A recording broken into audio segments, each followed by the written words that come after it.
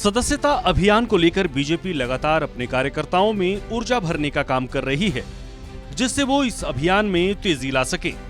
इसी अभियान के तहत बीजेपी प्रदेश अध्यक्ष मोहनलाल बड़ौली रोहतक पहुंचे, जहां उन्होंने अपने कार्यकर्ताओं से बात की और आगामी कुछ दिनों तक सदस्यता अभियान को पूरा करने का लक्ष्य दिया।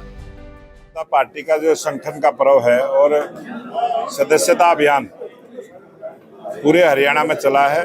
हरियाणा में 50 लाख सदस्य बनाने का जो लक्ष्य हमने रखा है, 16 लाख सदस्य भारतीय जनता पार्टी के अब तक बने। 16 लाख से ज़्यादा हैं, 17 लाख से कम है और 30 नवंबर तक ये सदस्यता अभियान हमारा चलेगा। तो सभी कार्यकर्ता अपने अपने बूथ पर जाके 250 सदस्य बने, इस प्रकार का लक्ष्य सबको दिया है। आज कलोई विधानसभा के सभी 225 बूथों के कार्यकर्ता आए हैं। सभी ने अपना फीडबैक भी दिया है और आगे का टारगेट तय किया है कि वो आने वाले 30 नवंबर तक अपने इस सदस्यता के अभियान को पूरा करेंगे। और भारतीय जनता पार्टी का जो मजबूत संगठन है, वो जिस प्रकार से तीसरी बार भारतीय जनता पार्टी की सरकार बनी है, लगातार भारतीय जनता पार्टी की सरकार बने और कलोई विधानसभा भी यहाँ भी कमल का फूल खिले, इस प्रकार का आज निर्णय सभी ने लिया। हेलीकॉप्टर खरीदने को लेकर विपक्ष की ओर से सवाल उठाए जा रहे हैं। इस सवाल पर भी मोहनलाल बड़ौली ने पलटवार किया और कहा कि कांग्रेस नेताओं के बेवजह पेट में दर्द हो रहा है, जबकि आवश्यकता के अनुसार ही हरियाणा सरकार काम कर रही है। तो इसमें कांग्रेस वालों को क्या दर्द हो रहा है? ये तो हमेशा हर सरकार ने किया है। जब कांग्रेस का राज था तब उन्होंने भी कुछ न कुछ खरीदने का काम किया होगा, विकास के काम हुए होंगे। और आज हरियाणा सरकार को जरूरत है, मैं तो ये कहूँगा कि हरियाणा सरकार को 2 की जरूरत हो तो 2 खरीदे। आज एक हवाई जहाज है, एक हेलीकॉप्टर है, 2 ही हैं। अगर जरूरत पड़ जाए तो तीसरा भी खरीदना चाहिए।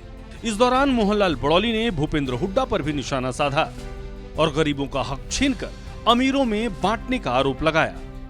ये अच्छी बात है जो हुड्डा जी ने कही है, उसकी समझ में आ गया लोकतंत्र क्या होता है, लोक क्या है, तंत्र क्या है। वो जिसको तंत्र को कुछ भी नहीं मानते थे, जिस गरीब आदमी का हक अमीरों को बांटने का काम किया था, वो लोक था। और जो भारतीय जनता पार्टी ने जो गरीब आदमी का सम्मान गरीब के घर तक पहुंचाने का काम किया, वो है तंत्र। और वो भारतीय जनता पार्टी ने और नरेंद्र मोदी जी ने लागू किया है। लोकतंत्र की सही व्याख्या भारतीय जनता पार्टी की सरकार ने और भारतीय जनता पार्टी के नेताओं ने गरीब आदमी तक जो लोकतंत्र की आवाज को पहुंचाने का काम किया है। कांग्रेस पार्टी ने हमेशा से ही लोकतंत्र का गला घोटने का काम किया, लोकतंत्र को खत्म करने का काम किया। 1975 में इस देश में इमरजेंसी लगाते हुए लोकतंत्र का जो खत्म करने का काम किया था, वो कांग्रेस ने किया था। और भारतीय जनता पार्टी ने लोकतंत्र में विश्वास रखने वाली पार्टी है और इसीलिए हम अभियान चलाते हैं कि 100% मतदान हो, गरीब आदमी भी अपनी वोट का इस्तेमाल करे और अपने मन के मुताबिक सरकार चुने। इस प्रकार से हम चले हैं और गरीब का हक गरीब के घर तक पहुंचाने का काम किया है। यही है असली लोकतंत्र। गौरतलब है कि प्रदेश में विधानसभा चुनाव हुए 1.5 महीने हो चुके हैं, लेकिन अभी तक कांग्रेस की ओर से विपक्ष का नेता के नाम का ऐलान नहीं हुआ है, जिसे लेकर एक बार फिर कांग्रेस में अंतर्कलह की बात सामने आ रही है। सूर्या समाचार के लिए रोहतक से दीपक भारद्वाज की रिपोर्ट।